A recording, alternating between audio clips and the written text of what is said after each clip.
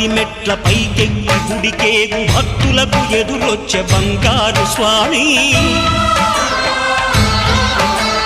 ఇరుముడులు స్పృశించి శుభమనుచు దీవించి జన బృందముల చేరే జగమేలు స్వామి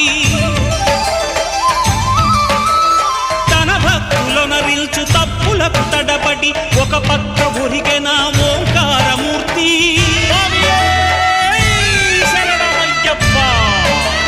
స్వాములందరూ తనకు సాయము కాగా ధీమంతుడై లేచె ఆ కన్య స్వామి